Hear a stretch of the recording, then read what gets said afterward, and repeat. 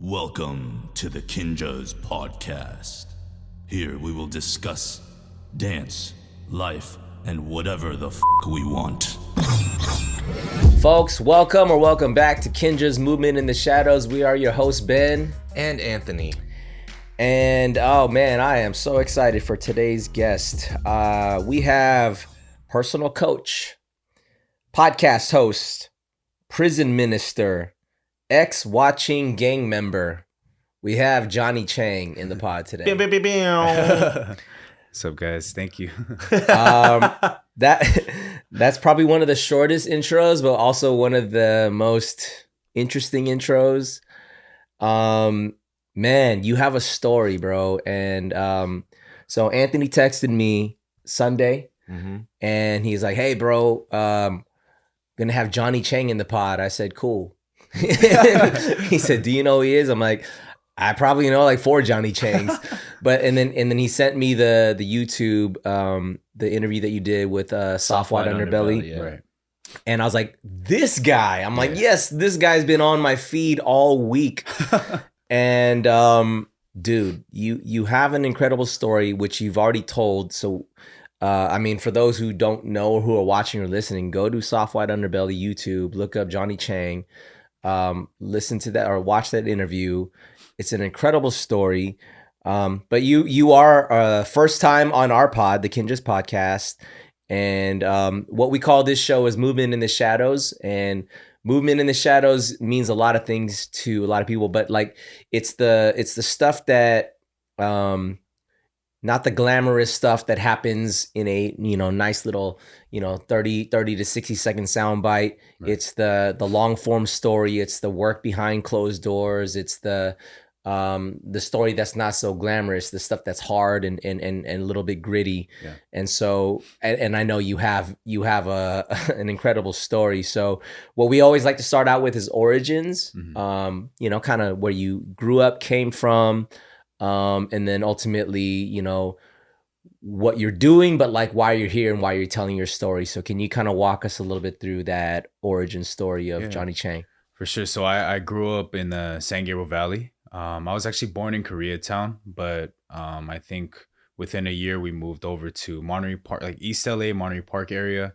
And I grew up all around the SGV, Monterey Park, South San Gabriel, El Monte, even Pomona. So just hopped all around. SGV baby is what they call it, right? And so at that age, I was just kind of running rampant, like around 12 years old. I started getting in trouble at around 10, just fighting a lot. And as an Asian growing up in the SGV, our neighbors are like Hispanics, Mexicans, El Salvador, or whatever. So, I faced a lot of like discrimination as a kid, faced a lot of bullying. I was in an area where there was a lot of gangs, Mexican gangs and Asian gangs, and they were kind of warring at the time as well. We kind of, grew up in that type of environment, drugs, gangs, violence, and stuff like that. And really influenced me. At the age of 12 years old, I joined a gang. And, I joined, as you mentioned, the Watchings from Oceanside Watching, not Oceanside, San Diego, but Oceanside, San Gabriel Valley. And, started doing knucklehead stuff and eventually ended up in YA, which is like child's prison, and then went to county jail, and then from county jail went to prison. So after that, got out, and I'm doing like some ministry work. Yeah. You said you entered the gang life at the age of 12. That's pretty young. Yeah. That's pretty damn young. That's pretty young. Yeah. What prompted, motivated you, or what was the need that you felt like you personally had to be like, I need to join a gang at 12 years old? When I was young, I kind of had this mindset that I wanted to do everything that I wanted to do. And the things that I didn't want to do, I didn't do. I thought that doing everything I wanted to do, like hanging out with friends and, stealing stuff and whatever, would make me happy. And things like homework, chores and stuff I never wanted to do. Because I thought it wouldn't make me happy. So I had this type of mindset. On top of that, my dad, he was an alcoholic. So he would like beat me, he would, beat my mom, beat my brother. So I just never wanted to be home. Like I would try to do everything I can. Like I would sign up for sports just so that I don't have to go home or have them pick me up later. We would take the Spirit bus, which was like this quarter bus in Monterey Park, Monterey Park. Stop running around like 6-7 o'clock or whatever. But I would try my best to stay out until that time, so I wouldn't have to go home and deal with this stuff. So I would say it was a combination of believing in myself, doing what I wanted to do. So when I saw the lure of gangs, I was like, oh, that's what I want to be. Back then, and it wasn't like there was Ferraris driving around. They had the Rice Rockets. I don't know if you remember the Acura Integras, the Honda Civics, EKs, and all that, right? So I would see that, and I would see these gang members with money, and that's what I aspired to be. And then on top of that, I felt like that was my sense of family, because when I would hang out with them, it just seemed like they had like respect, they had power. It was almost like a rite of passage for me, so that's really what attracted me to that gang life. So yeah, I mean, well, we're all Asian in this room and we all kind of grew up in the 80s and 90s. And you were talking about sort of seeing a community of people that you felt like looked close enough to you, and they lived a lifestyle that seemed appealing to you, right? It wasn't so unattainable. You said like they're not riding around Lambos and flashing all this cash, but it's like, oh yeah, like Honda Civics and Integras and things like that. What about that did you feel like I need to be a part of that? And you mentioned that you had a father that was an alcoholic and was abusive and things like that. What do you think was that like sort of the dichotomy of like what you wanted at home with your parents and then what you felt like the streets was offering you? So what I had seen with those guys was that they kind of commanded a lot of respect. And because, when I was 10 years old, I had gotten jumped for the first time, right, by four Hispanics. And what that did to me was put a lot of fear in my heart, and I was like, man, I remember dreading having to walk home, certain times, or going to the bus stop, so I felt like I also wanted like protection, and they looked like they were just walking around like they didn't need any protection. Like they were the protectors, Right. And so when I saw that, and also, when they hit me up, a hit up is, they ask where you're from. At this time I was a little kid, I was like 11, 12 years old.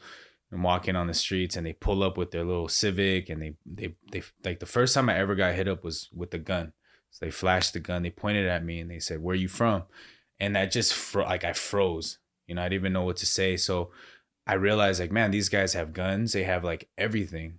And it just felt like, although I felt in danger, like I felt like if I could just get to that side, like be friends with them, I would have that type of power, that type of respect. And that's really what kind of shaped my mindset and just my determination to try and be and obtain that, Do you feel like there wasn't like maybe it's because your dad was like an alcoholic and there was like domestic abuse at home and stuff, there wasn't like some sort of top moral filter that you had that was like a decision? It wasn't like oh, but that's bad though, like you know what I mean? You were just like, nah, I'd rather just do that, fuck it, compared to everything else. I to be real, like I didn't really have the fear, it was more like the fear was facing my dad.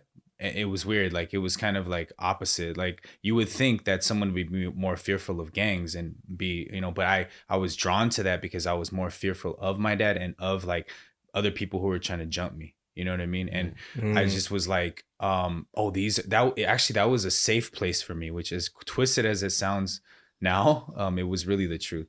All these guys who are gang members, like I'm safe around gang members. I'm not safe around my family. I'm not safe around, You weren't scared of the dudes that you were running with? I mean, these guys must be like intimidation is a big, it's like a power move, right? Like I need to make you feel like I'm your superior. I need to make you feel like you need to earn my respect. You didn't feel that from the street life?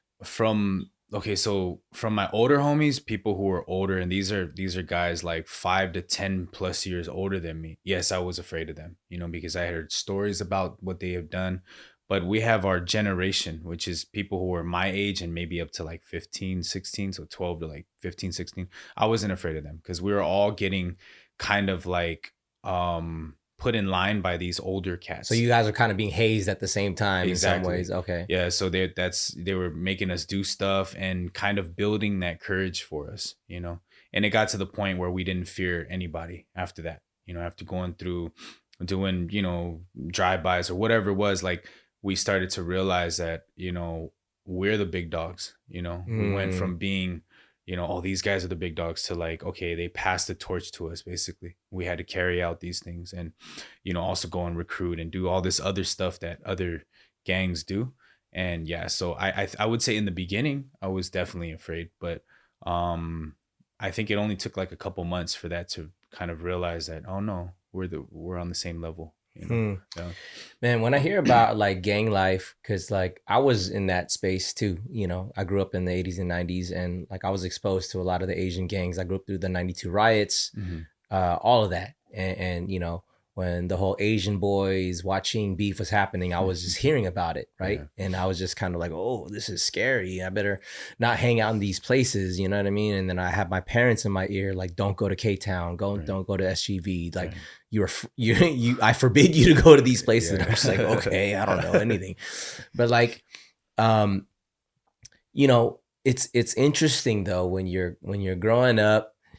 I'll just say, I'm a guy, so I can only speak from the guy's standpoint. I don't know what it is to be a female growing up during this time. I felt there was this like us versus them, but I don't even know who them was. I just knew who us was. Right. Us was like the Asian people who look like me, but I don't know who them is. You know, I'm hearing about like stuff going on in K-Town and in like South Central, SGV, all this stuff. And then I'm seeing it trickle down into where I'm living. I grew up in Northridge, so I'm seeing it, you know, manifest in Granada Hills, Van Nuys, like all the places that I, you know, these are where I would like traverse these places. Yeah. And it was scary, but it was attractive. I don't know what it was. It was like a weird like dichotomy of scary but attractive. Yeah. Scary in that like I heard about the violence. I heard about like, you know, there's just a lot of for lack of a better term, bad stuff happening, but it was like it felt like it was powerful. It felt like it was like, oh, but we're taking our stand, like we're not backing down and we're, you know what I'm saying? Like we're trying to, you know, show that we have a place here.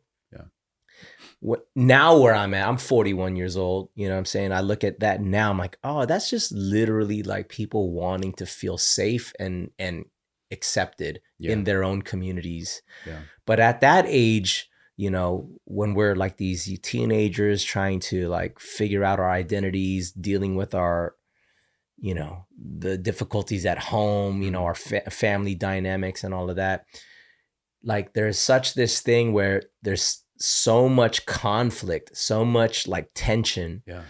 And I can imagine, you know, you talked about your father I'd love to get into that. I mean, that hits home with me. And I've never talked about my personal relationship with my father growing up on this platform. Yeah. But like, as a kid, man, you get so much, you see what's happening around you, you see what's happening at home, you feel what you feel inside. There's so much conflict. Yeah. Like there's so much like, what do I do with this? And probably the only thing that makes sense is what naturally just comes out of that. And that can be, I am just going to do what feels the most accessible to me. Yes. Right. Like, and where I feel like I'm getting the most acceptance, where people are most wanting to engage with me. Yeah. You know, they're like, yo, come and tell your story over here. Like, we got you. Like, we have the same story, and it's like, oh man, I feel safe here because I feel like I share a lot of similarities, and it's being communicated. And I think that's like the operative word here is communication, of like, we're actually communicating about like what we are experiencing. And sure, I'm sure in gang culture, it's colored differently, but like ultimately everybody has a very complex, conflicted story. And then when you're young, especially, it just like gets expressed in the easiest, most accessible way. Does that kind of like shape and kind of paint the picture of where it all happened for you? Yeah, for sure. I usually think about it as like what you're saying. It's more about like exaltation and being accepted, right? I Right. wanted to be exalted. So yeah, I really felt that when you said that, there is a part that you fear, that it's kind of wrong. You could like lose your life, but then there's this other part that's just like, I need that though, and I want that. It's like attractive. And that's because there's a status that's attached to it. When the OGs would be like, okay, who wants to like shoot somebody or something, like there was a lot of people, there was some people who hesitated, but there's people like me who would be like, oh, now's my chance, like now's my chance to show like Mm-hmm. I'm with it. Because I think I hated the fact that I did have fear in my heart.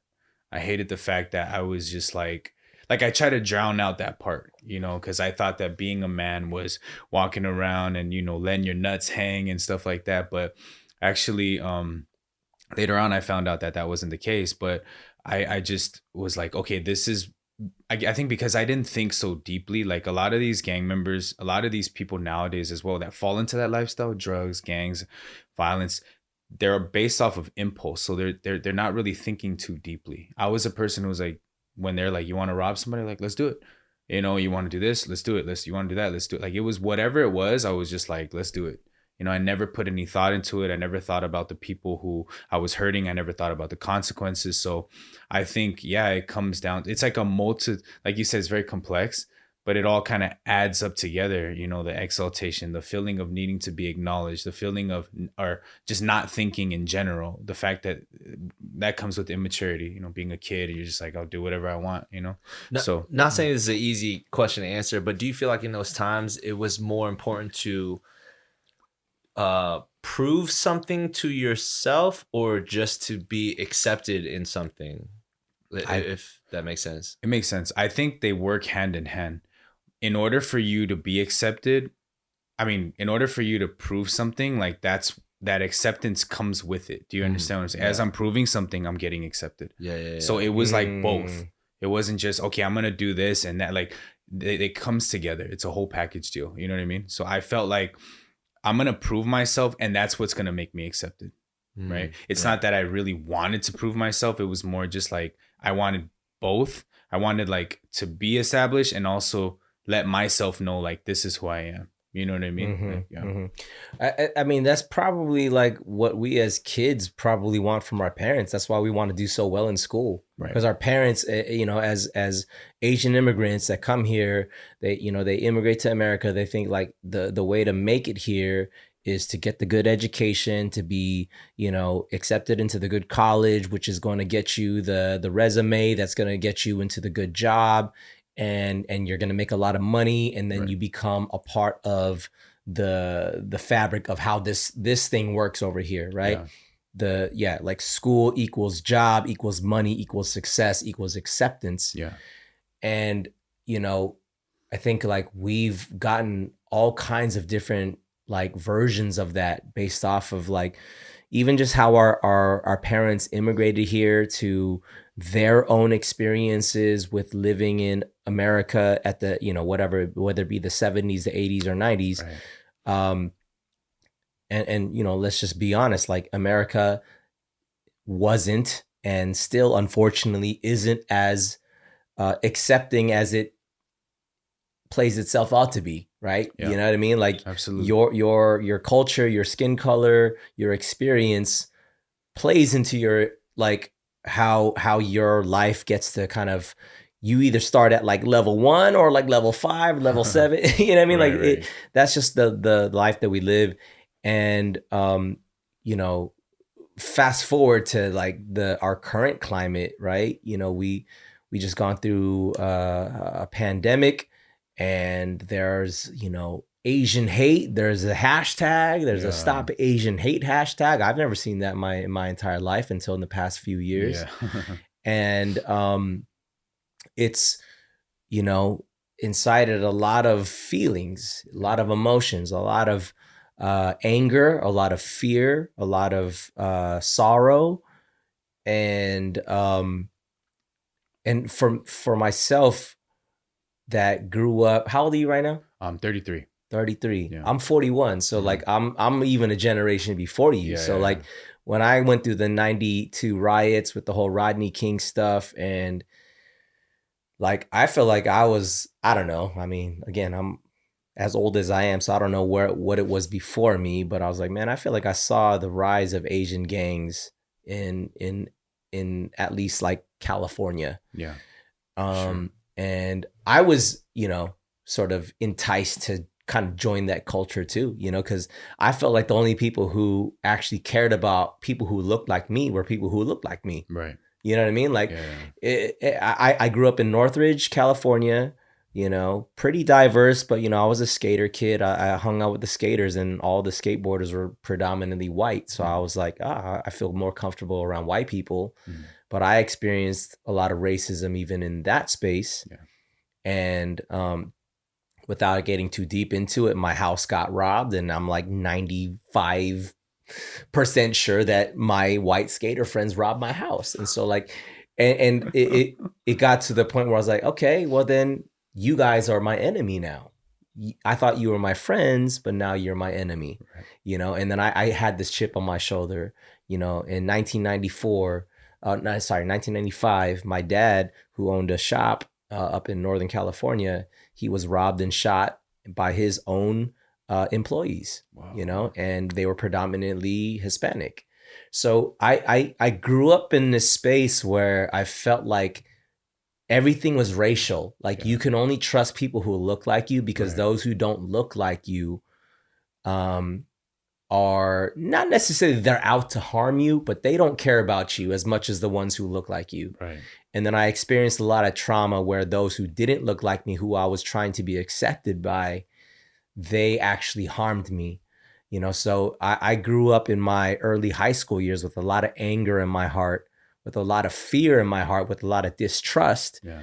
And I only wanted to like, you know what, man, I feel like the only ones who have ever like really shown to be loyal were the ones who were Asian. So I'm just going to like stick to my Asian folk.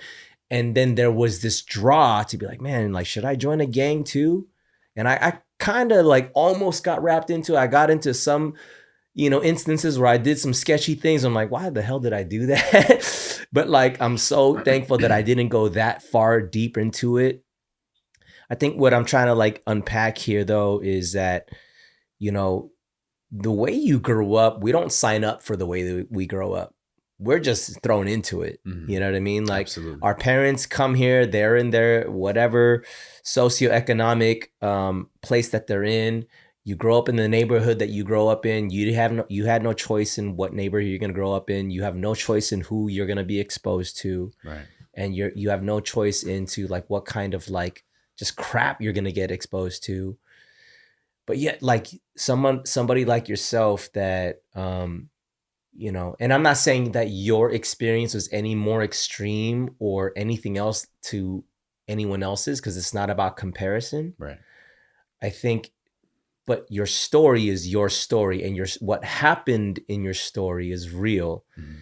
And I'm very interested because the fact that like, man, like I just learned about this dude in the past like couple of weeks. Mm-hmm. And this dude is viral, like he's everywhere. And this is not about the virality, right. But it's to me, when I like learned about, when Aunt texted me, I was like, yo, Johnny Chang's coming onto the pod. And I was like, okay, cool. And then I saw your stuff. I was like, oh my gosh, yes, this guy. Like I selfishly, I'm like, dude, if I don't get to do a podcast with you, I want to just like have a sidebar conversation with you, because like your story resonates with me so deeply.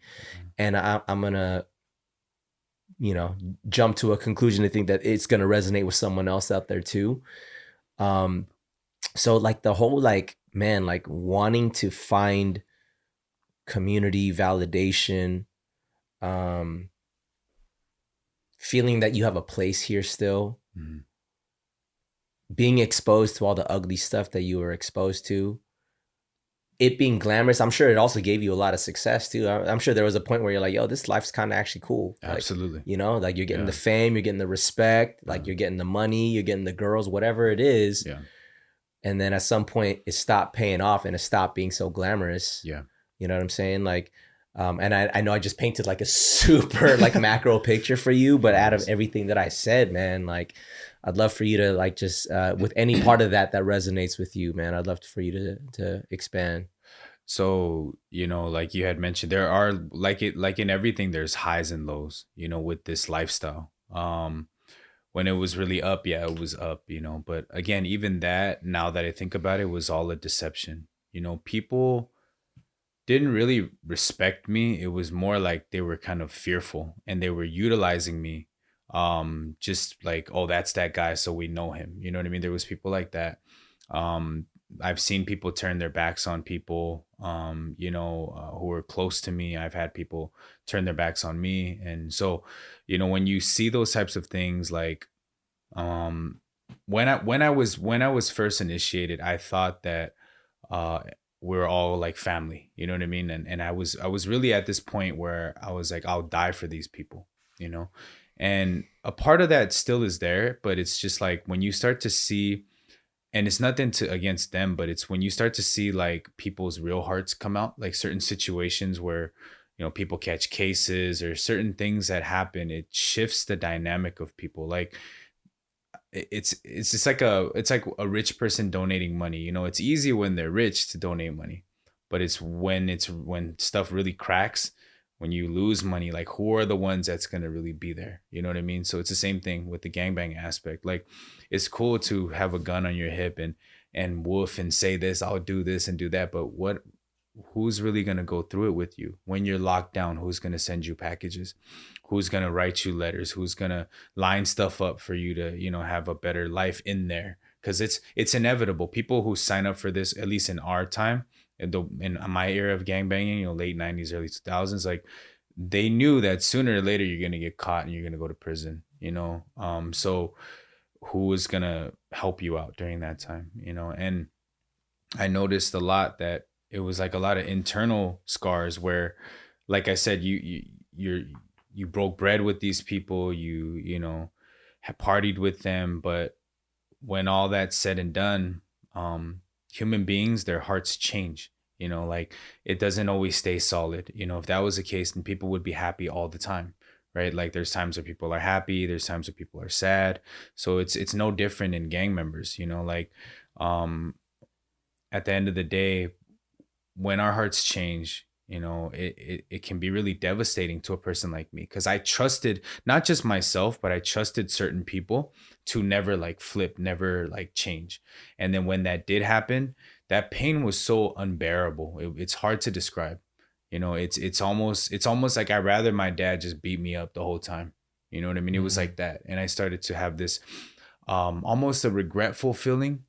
But it's like deeper than that. It's not just regret, there's no word to really explain it, but it cut deep basically, and it started to kind of make me realize that also with the enemies too, you go, people who haven't gone to prison may not understand, these youngsters running around and still beefing with each other or whatever.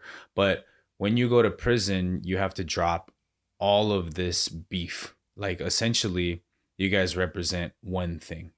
Like it's just like everyone gets swallowed up into this thing called a car, and you just represent that one thing. It doesn't matter what gang you're from, So when I had seen that, I started to realize like this type of lifestyle is BS, because it's like a week ago I was shooting at you, and now I have to literally play spades and pinochle with you. Yeah. I have to give you a care package, and I have to watch your back from other races trying to stab you.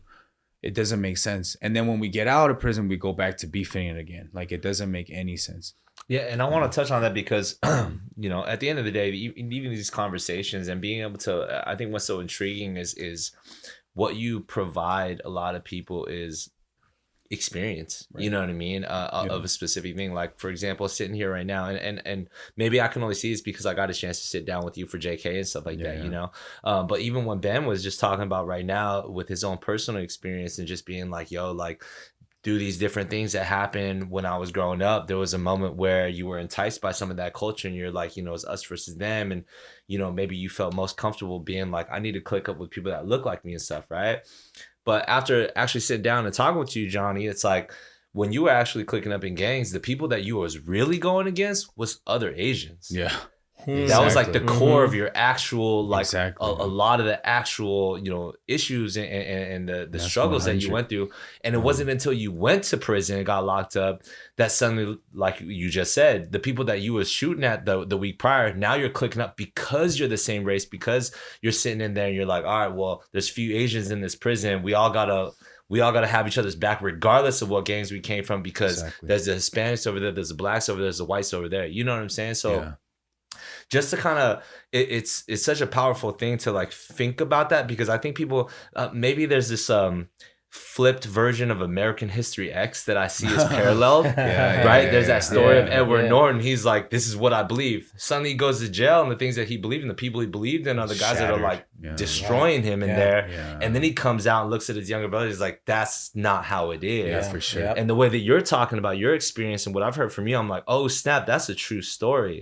And that's crazy because, again, like, you know, thank God Ben didn't like join any gangs or anything like that. But it's crazy to think that the end of the part of that version, in his mind, maybe it was like, yo, like the only people I can trust are the people that look like me. But in your reality, those are the people that were shooting at you or you were shooting at. Exactly. You know what I'm saying? So that's the true difference between, I guess, that experience. But like, you know, outside of the basicness and how simple I might have actually portrayed that right now, like what did you truly learn, you know what I mean, coming out of that experience, especially when it comes to a very hot topic in today's society, right? The race card, straight up, you know?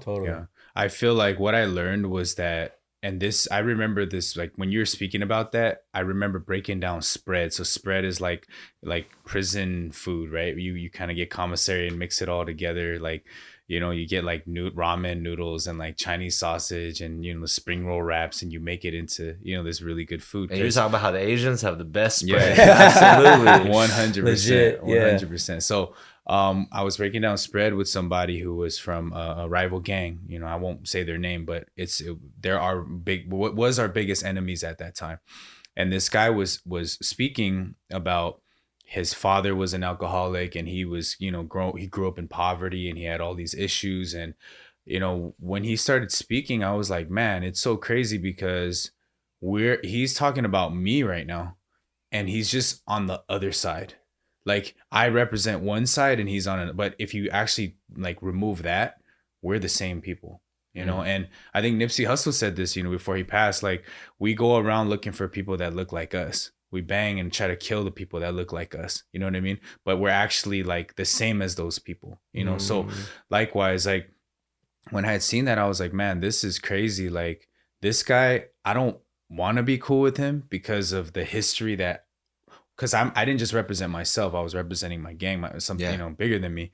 But if we were to put that aside, like, this guy is actually a really cool, what we call a solid individual, very, very respectful, very upright, you know, and he was like, you know, giving me food and stuff like that. We're breaking bread basically. And so for me, that moment was very pivotal. Like, man, we're like literally the same, you know? And it was just, again, it just cemented in my mind that a lot of this stuff is BS. What you were thinking, what you fell into, what you were taught, a lot of it is BS. You know, and, you know, I just wanted to kind of be really, I don't know, like cool with my own people after that, like regardless what gang they were from, you know, and it carries over until now because there's still, you know, that type of little bit of tension. There's still enemies or whoever I see on the streets. But the amazing thing is when I see them, I approach them with a different type of energy. That's how it's affected me, where I'm just like, what's up, man? And they just look at me like, what the heck? Like, why are you coming at me with respect? Like, does this guy not know that we have beef, like 20, 30, 40 years worth of, you know, issues? But to me, it's like, nah, man, I see you for you. And so as I'm going more viral and stuff, like people are understanding my story, and I'm getting in my DMs, like people from other sides, other gangs are like, bro, we went at it with you, even Hispanics. We went at it with you guys, but respect to you, because what you're saying is what literally I feel. And what I went through. My dad was also this way. So what I learned was we're all interconnected through the struggle. It doesn't matter what race you are.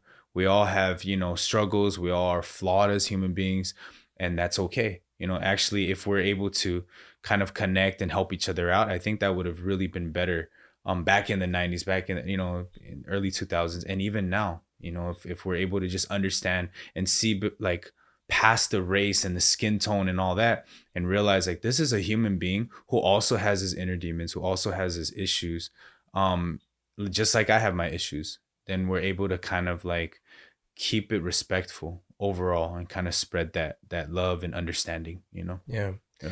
You know what I'm hearing, like, as you're like explaining all this, like figuring it out for yourself, man, that's tough, bro. I mean, especially when you don't have like, let's say a father, like, to be like, walk you through this, like, here's son, like, here's how the world works. Here's what's Right. happening.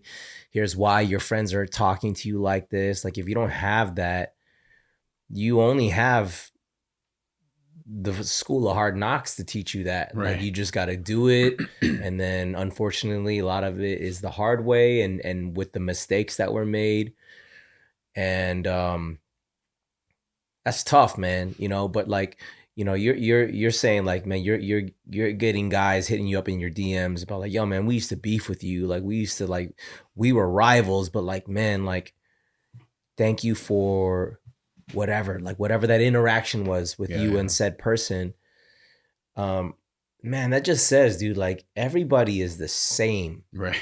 Everybody's broken. Everybody's hurting. Everybody has a raw deal. Like, nobody gets, I mean, well, sure, there's some people who are extremely privileged or blessed or whatever you want to call it, that like just kind of get to, have a different life experience. But the majority of us are going to deal with some hardship, deal with some broken families, deal with some bad parenting, for sure.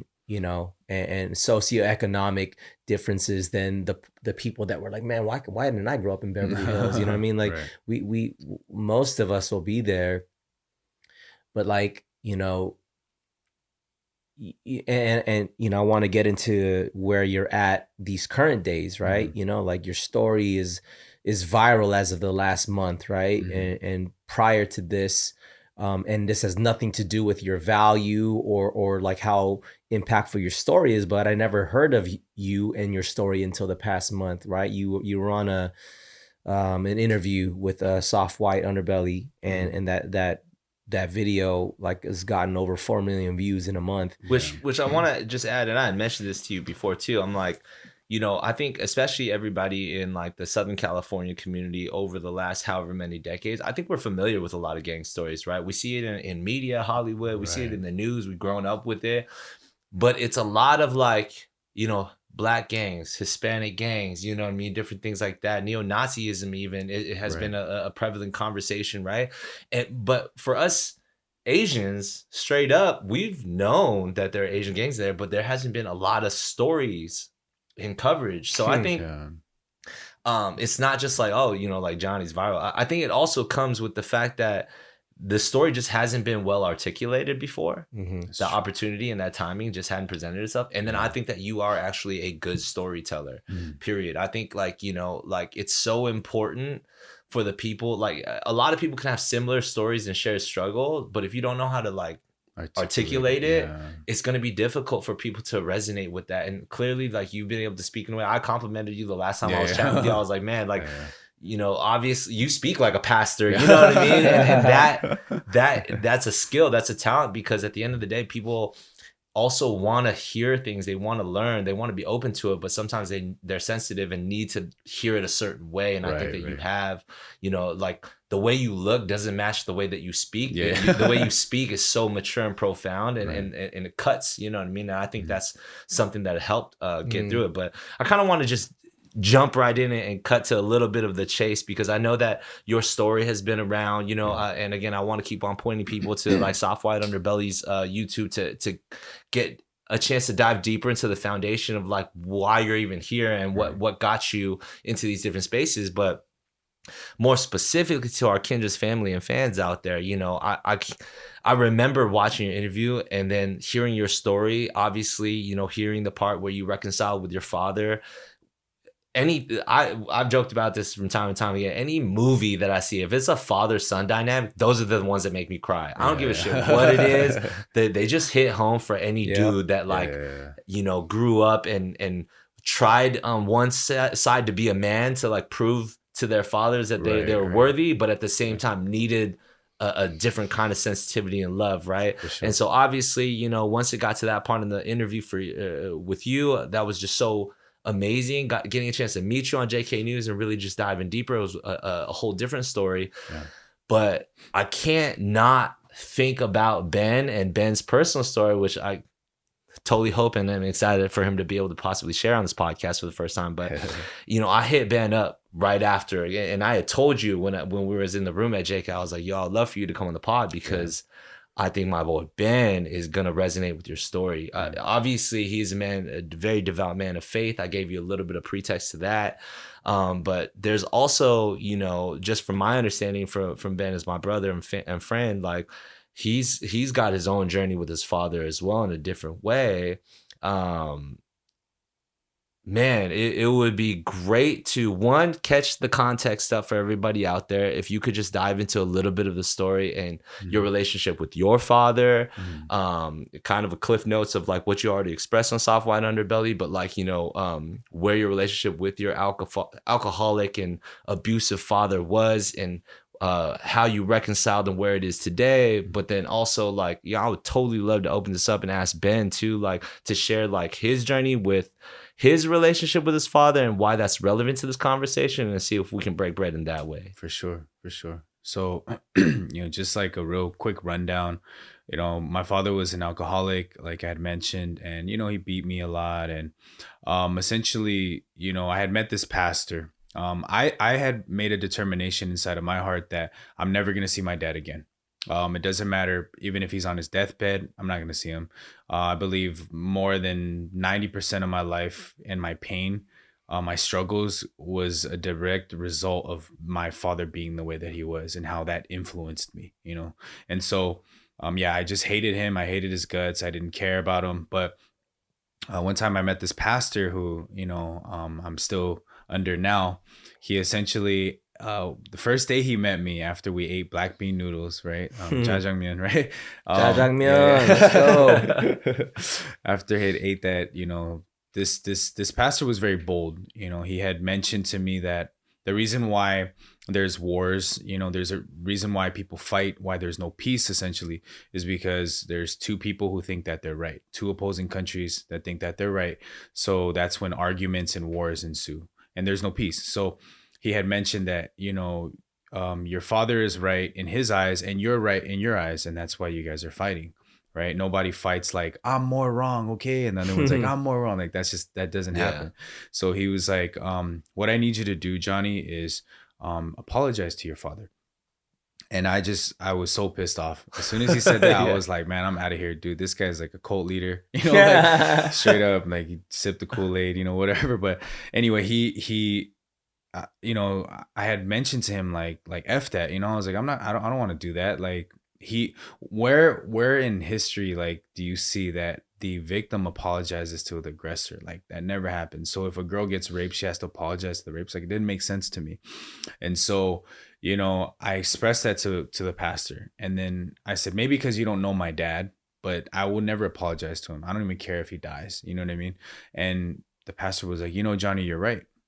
But the problem is because you're right, you're miserable, you know, and it kind of cut me, you know, it felt like a brick, like he threw a brick at me, and I was like, what? Like he said, you know, and he was right, because every time I would go out and see, you know, people like hugging on their fathers and having this great relationship, like something inside, it did something to me, like inside of me, it just ripped me up. And outwardly I wouldn't show it, but inside I was just like so mad and so pissed off at God or Buddha or whatever I was believing at the time. Like, how come I couldn't have a dad like that? You know? So, and it was really amazing how the pastor saw that, like how he knew that and was able to see that I was feeling that. So he told me, you know, it's not about understanding, it's about accepting. If you accept what I say and move forward, I believe by faith, God will help you. That's what he said. So I'm like, all right, let me try it out. You know, he's like, because, you know, I'm your braking system. You know, you're a person who is all gas, you know, and you crashed out early in life. You need this braking system, right? So I'm like, okay, cool. So I called up my dad, you know, set up the appointment. We went to Noodle City. All you Alhambra people out there. Went to Noodle Which City. is bomb, by the way. Yeah, pho, Noodle City. When I get there, it's awkward. He's sitting there and he's just like, he has that look like, why did you call me here? Type of feel. And that vibe was just, it was so tense and it was awkward. And so I apologized to my dad. I say, hey, Dad, I'm sorry that I was a bad son.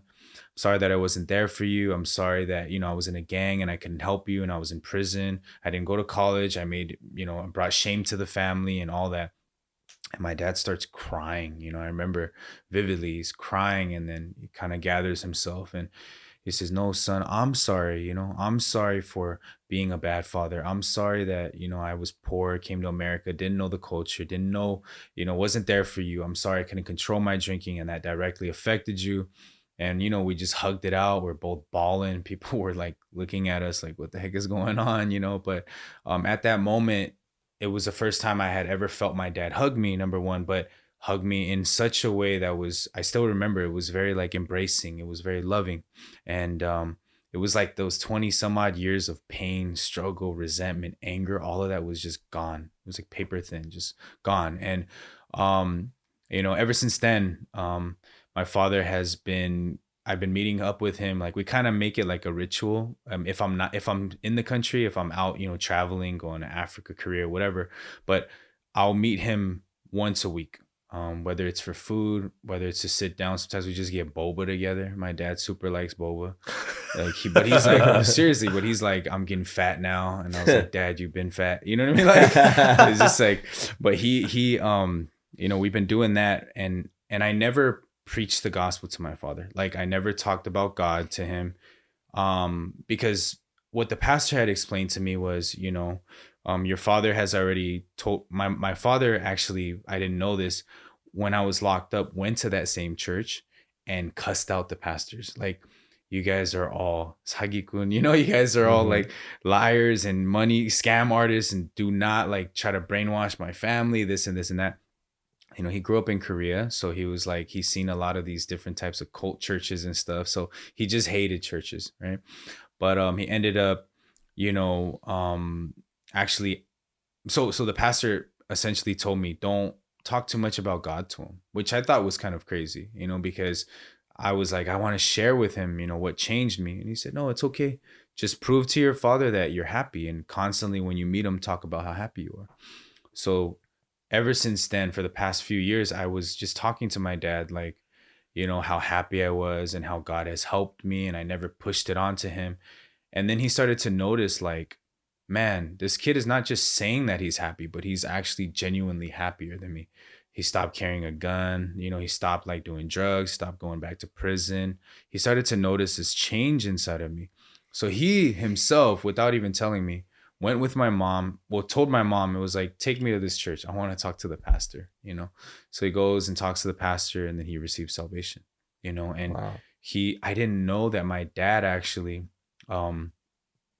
he was drinking so much because in Korea, he had actually ran over some guy or like I don't know if it was a teen or like a, like a young adult, and he had killed him like when he was like in his 20s.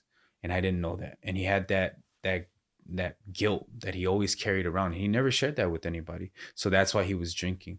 And this whole time I was judging him. Like, dude, you're an alcoholic. I had that tunnel vision. I never understood my dad's heart and why he did what he did, And after that, the pastor had let me know, and I was able to see that, man, I just like, it goes back to the point that everybody is broken. Everybody has something that they may not be, it's, if we just look at the surface level, you'll never be able to tell, So, now me and my dad, great relationship. Like, he's like, you're getting famous. Don't forget to tell him who your dad is. And I'm just like, Pops, come on now, Yeah. But it's so amazing how he's able to. His friends are now seeing, like, my, I guess some people put it on like Facebook, and a lot of the older community, they use Facebook and stuff, and they're like, isn't that his son or whatever? And so it's really cool, how my dad is able to be happy, and how we're just able to turn,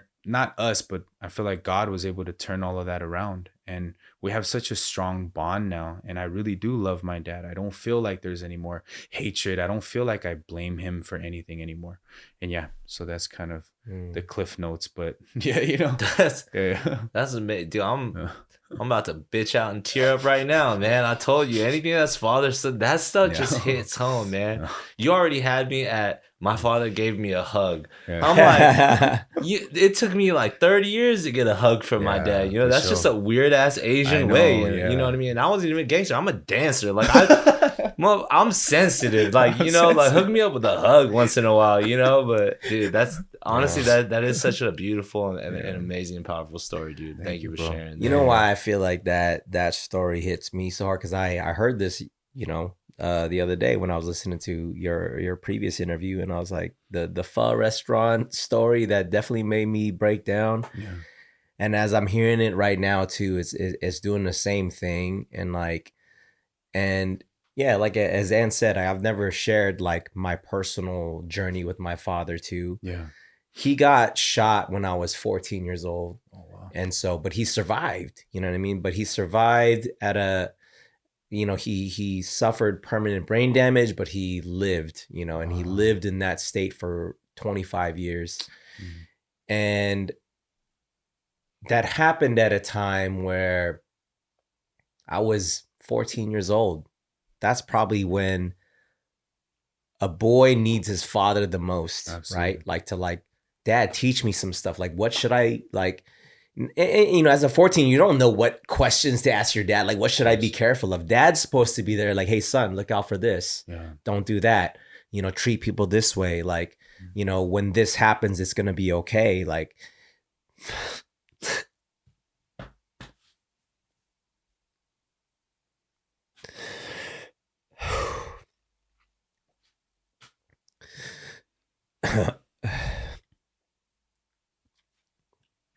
yeah, my dad wasn't around for that, you know, but like the fact that he survived, that was a miracle because the doctors were like, he's not going to live. And they're like, if he lives, he's just going to be a vegetable. He's not going to be able to talk. He's not going to be able to walk. He's not going to be able to do any of that.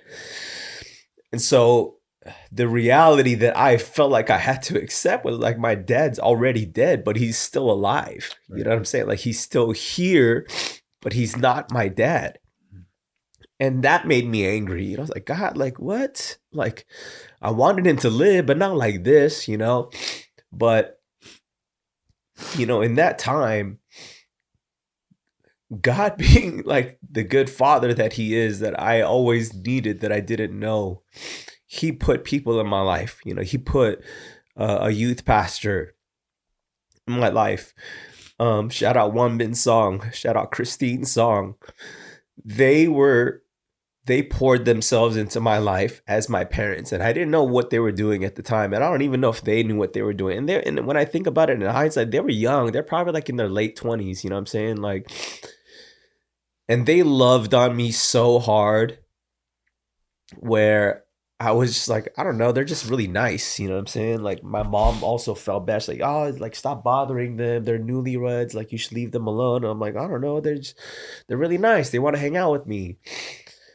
And growing up as a, you know, Christian culturally, I didn't know what it meant to like believe in God or who Jesus was or what any of this stuff. I just thought it was like, yo, you just go to church on Sundays, you pray, and like it's all like you just be a good person, and it all like hopefully you'll get to this place called heaven. And that's really what I thought it was all chalked up to be. But I didn't know that there was this person who was alive still named Jesus, Son of God.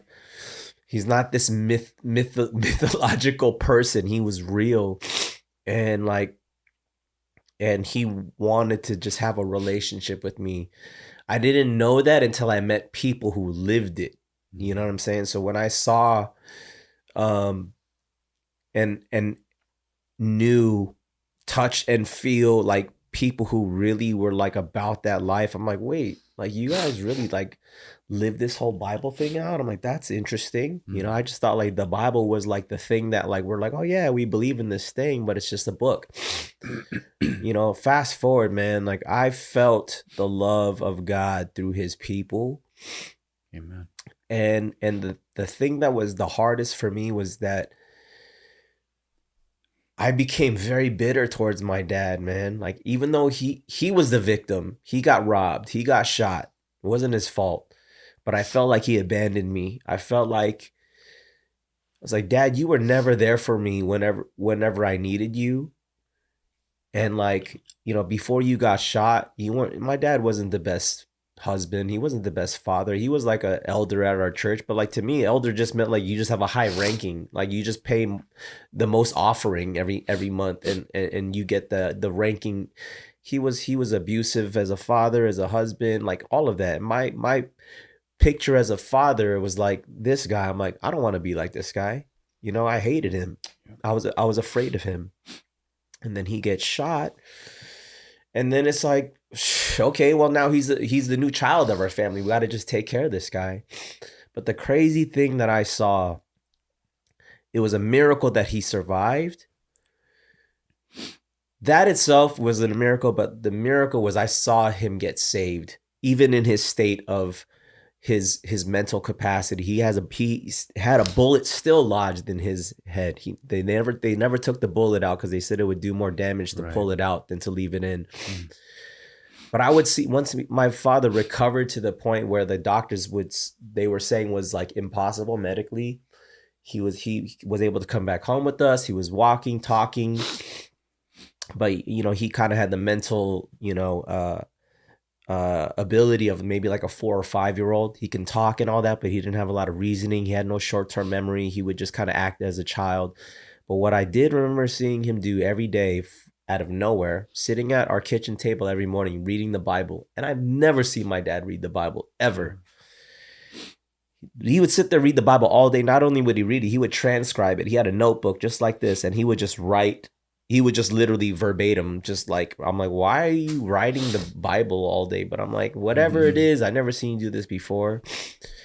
And there were moments where I was like, man, I feel like God's in his life now, but like he doesn't have like the ability to articulate that or what I would hope, And so like, my whole thing, this is not what I expected this conversation to go to, but like I also had like, what I said, like before coming here, I prayed before this pod. I was like, God, whatever you want to do through this conversation, just let it be real and authentic and just like Amen. Whatever it's supposed to go.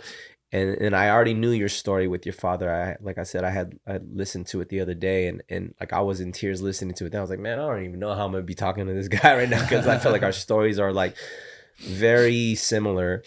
So the crazy thing for me is obviously, and you already know, brother, I love you, man. Thank you for sharing that.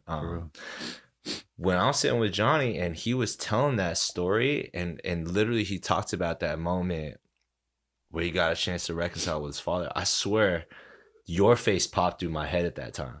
That's literally why I was like on my mind even after that day, because, again, homie to homie, I'm not putting you on blast or anything, but just seriously, like, in times that you have talked about your father, like and you've acknowledged it and said it now, but like I've felt themes of that abandonment and that bitterness. And, like obviously as a close friend, I will never, or hopefully never experience what you went through. You know what I mean? So it's hard to grasp onto some of those emotions and that weight. You know what I mean? Obviously, Mike was at your pop's funeral and stuff like that too. So like, in one sense, you want to be as there as possible for your homie. But when you've like, even in some tones sometimes have brought up your dad and like, there have been moments of that slight bitterness, it's like, it's hard. It's just sad, and it's like tough to swallow sometimes because like you said, it wasn't in one sense his fault. Like he was like a victim in one sense. And of course, like you mentioned, maybe he was drinking and he was abusive too. But to me, the sad part is like not seeing that same story happen where maybe you got a chance to reconcile in a mature in certain way that you, regardless of right and wrong or who wronged anybody, there was just a moment of acceptance so that you could grow from it. And you have, I mean, you inspired me a lot. You know, you're a very mature brother of mine, and you've gone through like struggle and you still have an amazing head on your shoulders, and you're a great person. But just like I said, I guess just in the honesty and the vulnerability of this moment, like again, when Johnny was sharing that story, I swear, dude, I just had your face in the front of my mind, because I was hearing about his dad, but I was picturing you, you know, and your journey and stuff like that too. So I don't know, you know, for whatever it is that you prayed for too, whatever in this conversation, just the idea of even you being able to speak about it, and all of us grown ass men just shedding some tears in here, like whatever that real, is, like man, it's I'm thankful to just, you know, be witness to.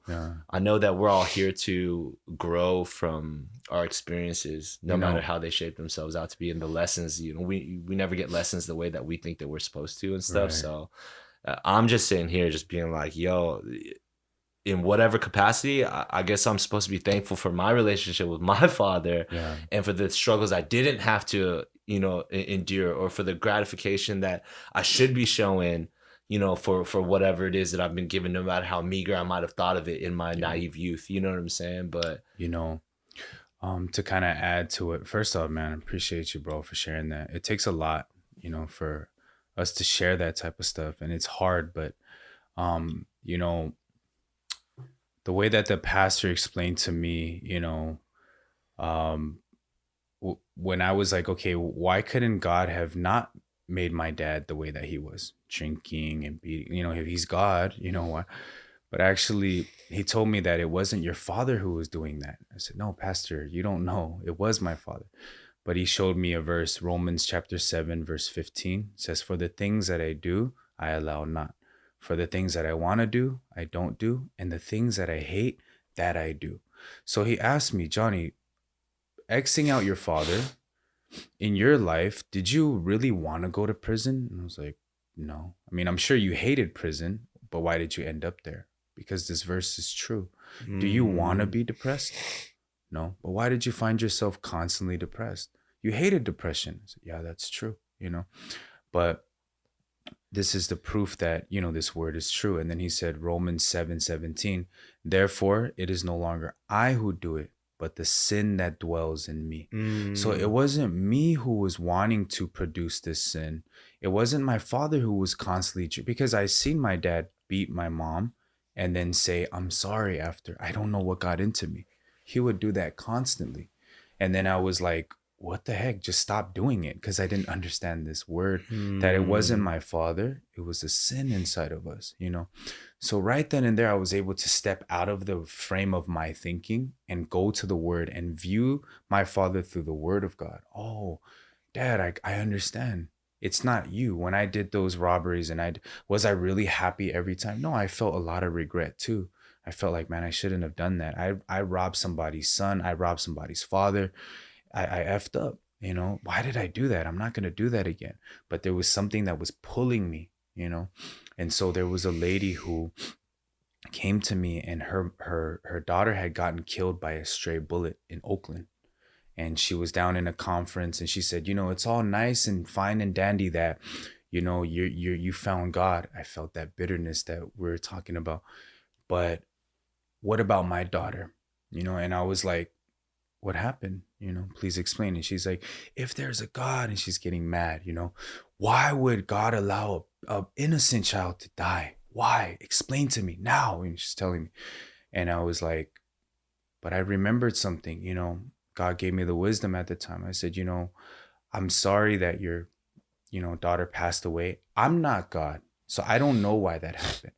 But what I can do is, if you think about it, hypothetically speaking, of course, your daughter can't speak right now. How old was your daughter? She said 7 years old. I said, okay. So she could still carry a convo with you, right? She said, yeah. Let's say today, what's your daughter's name? You know, Sharissa, right? I was like, okay, Sharissa.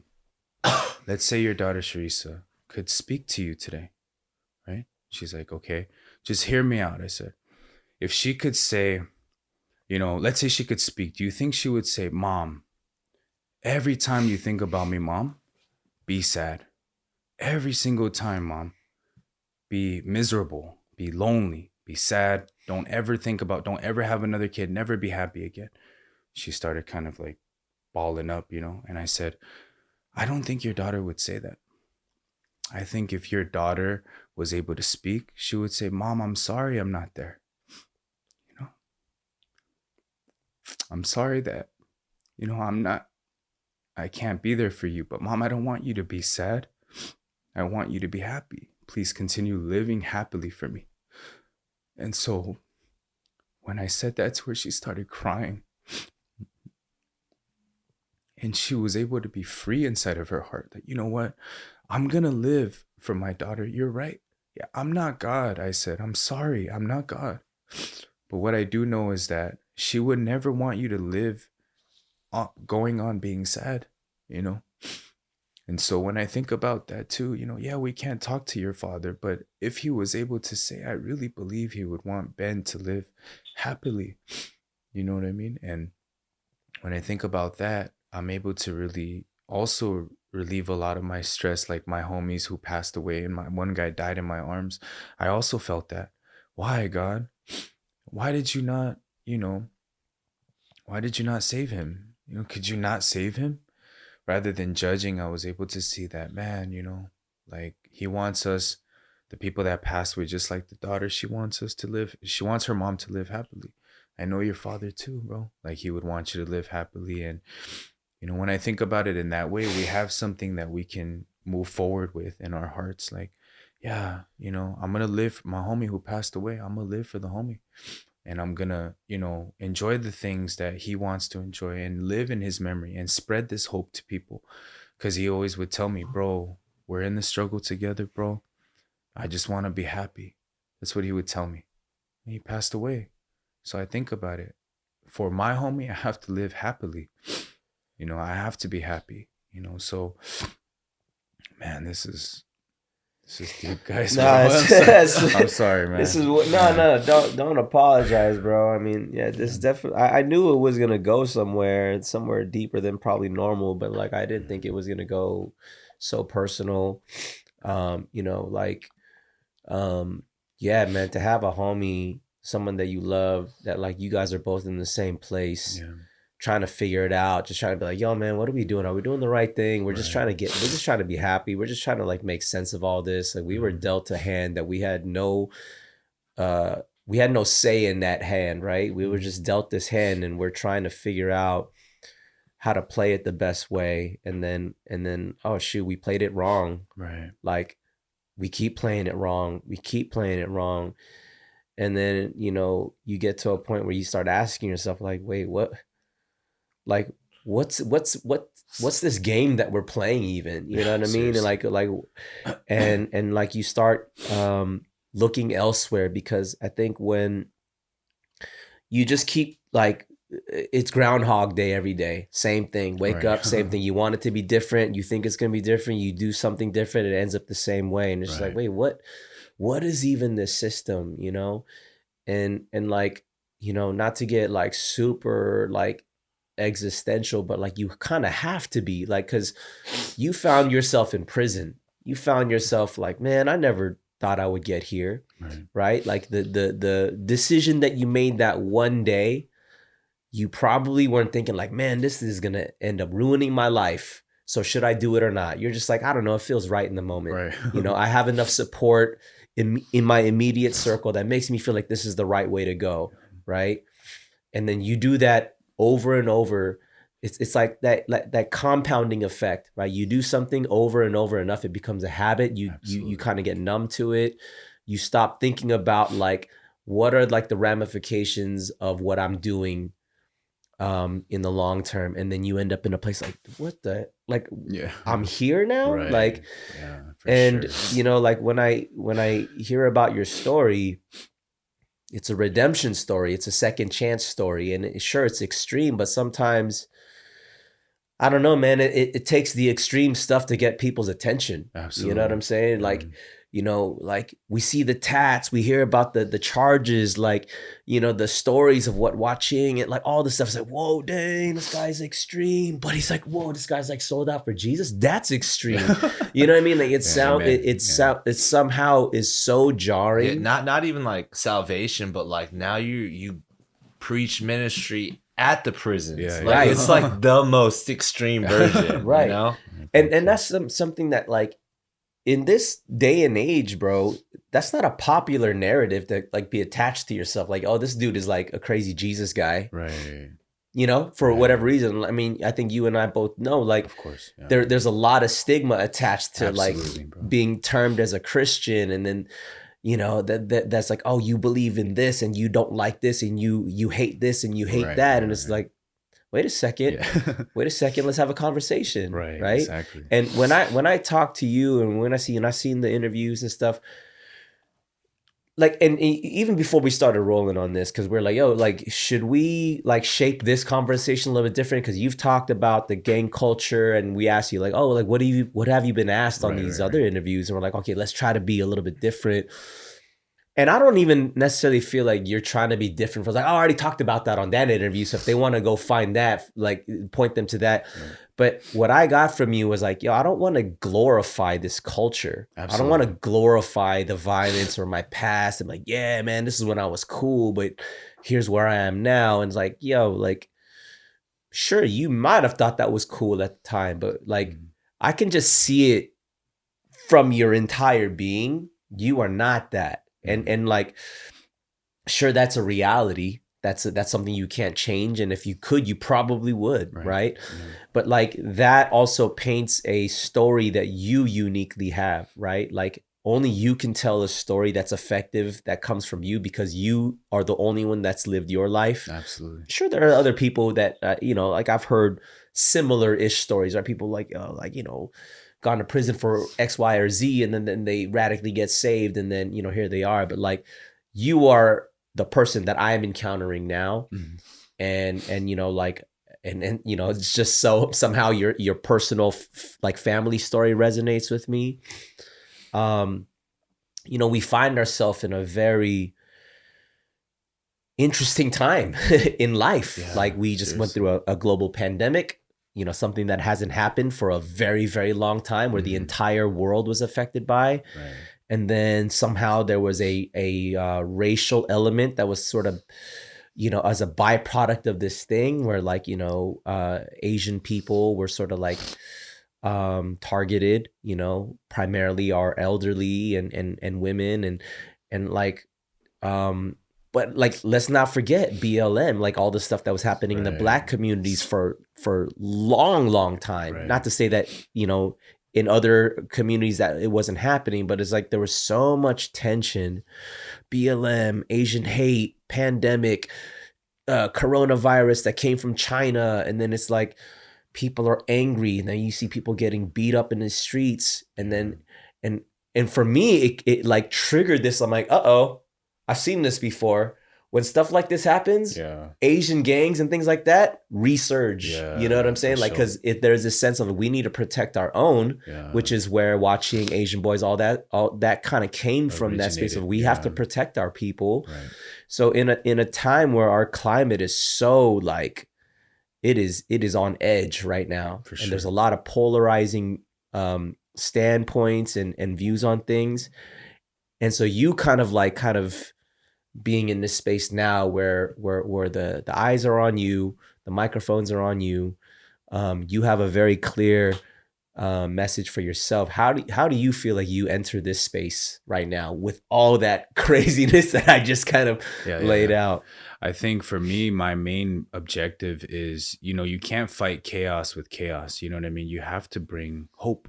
You have to bring like love, you know, and we ourselves, like, I don't have love personally from myself, but that's where the religion, the Christianity comes in, you know. When I meet people, like, honestly, all I do is just do what my pastor did for me, was just plant hope.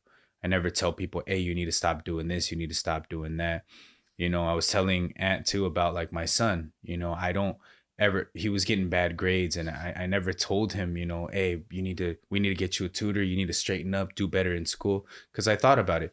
Did I do good in school when I was, you know what I mean? Like, how can I tell my own son, like, I also didn't do good? But what I do now is plant hope inside of my son. You know, I tell him, hey, you do realize that the reason why you're not doing good in school is not because you're dumb.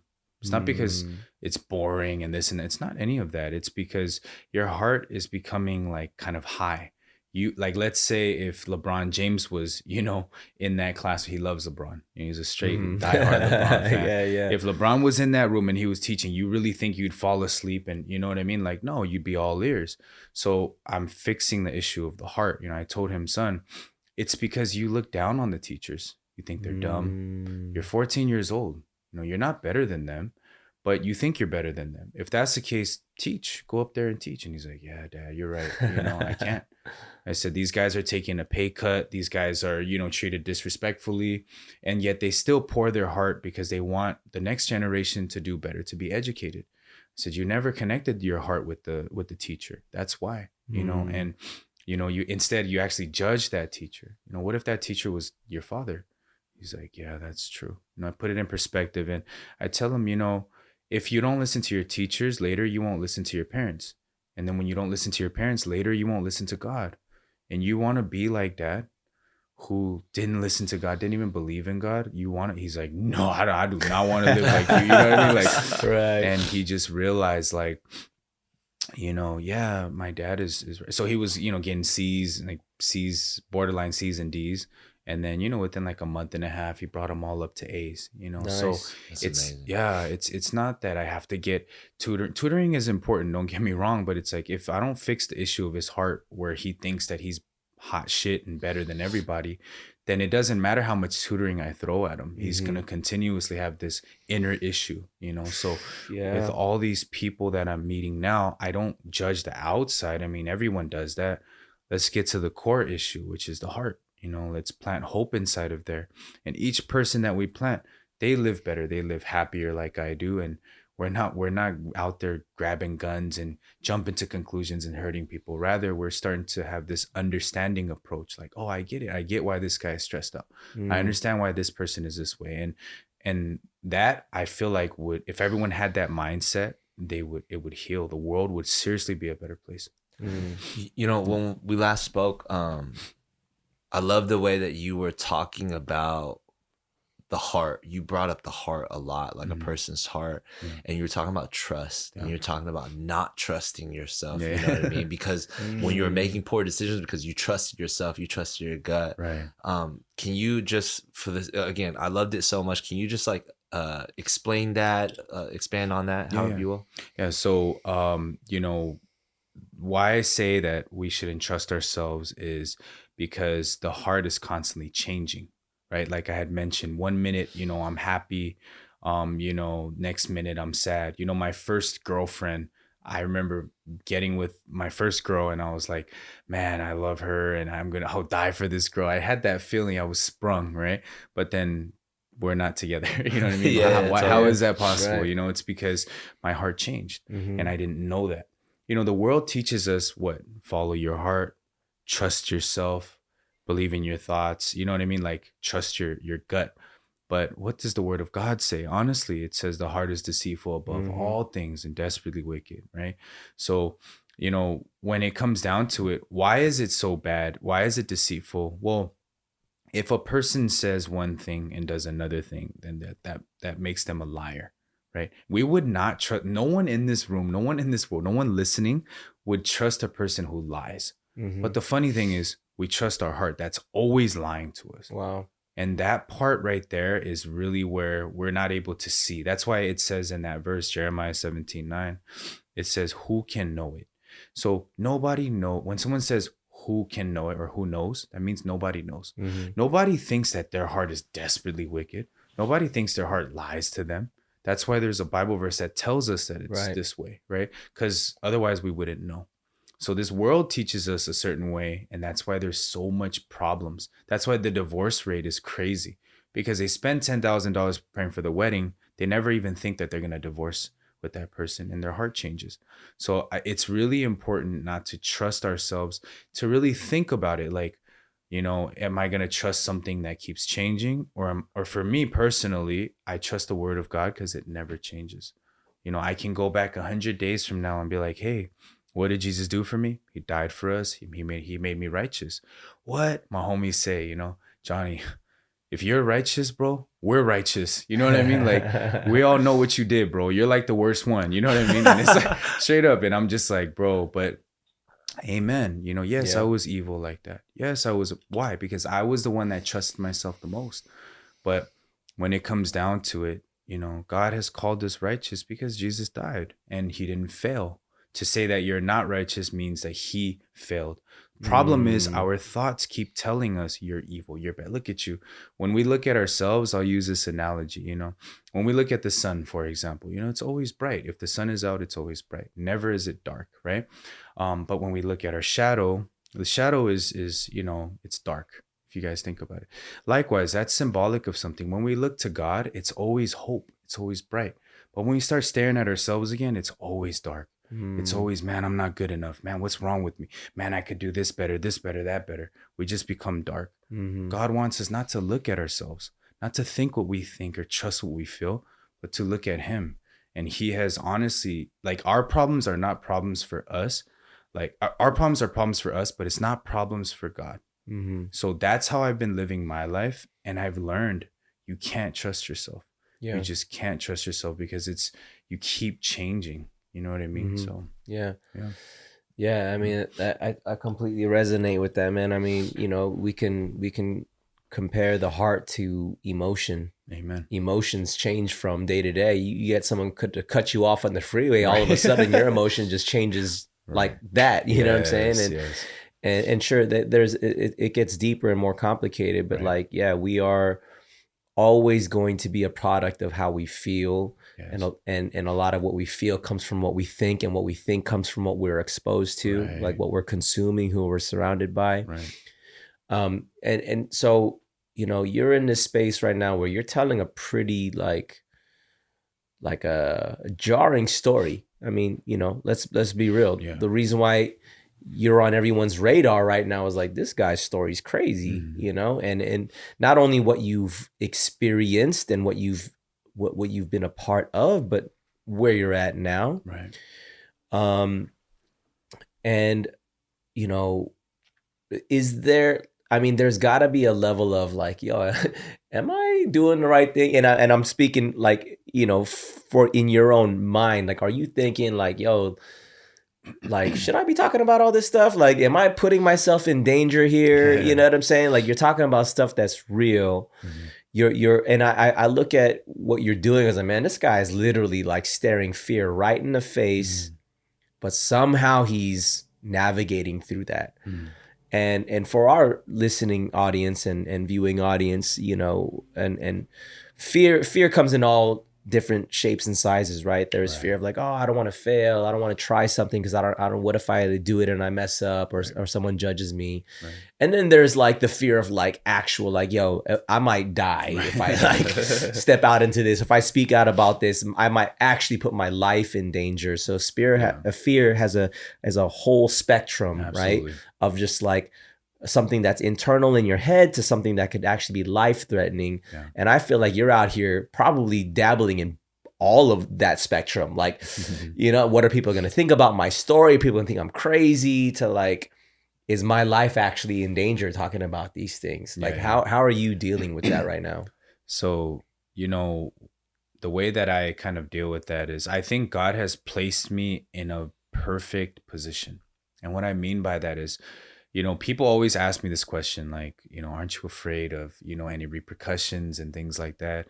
The amazing thing is, when I was younger, I did a lot of things for my neighborhood that I'm not proud of, but that has also achieved a certain status that we obtain, right? So people who live like me have reached. So the amazing thing is, my gang, my side especially, we're all brothers. Like, the majority of us are actually real brothers. Like, my older brother was in it, some of the heads' older brothers, and this and that. So it's more of really like a family-based thing, and I think the fact that like my story resonated with so many people, that the opposition, the enemy, rival, whatever gangs are hitting me up and like congratulating and respecting me, it proves that like God is in all of that. You know what I mean? Because they could easily be like, man, all right, we're going to get this dude. We know where he goes. We know his church. We know, right? And it would have happened, I'm sure, but what I'm talking about is just literally how God has helped me. Of course, there are parts of, how I got in and stuff like that, but I don't talk about cold cases. I don't talk about anything really incriminating. I don't name drop people. I don't, and I understand how to navigate that realm. And that, I believe, is also from God, because there are people out here who are like just like singing to, what I mean, just saying everything. But for me, I feel like at the core of everything, I know that I'm not a person who wants to share. Like, to be honest with you, my pastor was the one that kind of pushed me to go out there and share my story. My pastor explained to me that, Johnny, going to these prisons, you should tell your story. I was like, I'm not, Pastor, I spent all my life avoiding prison. I'm not going back, Right. Whether it's to help or not. That was my true Yeah. heart.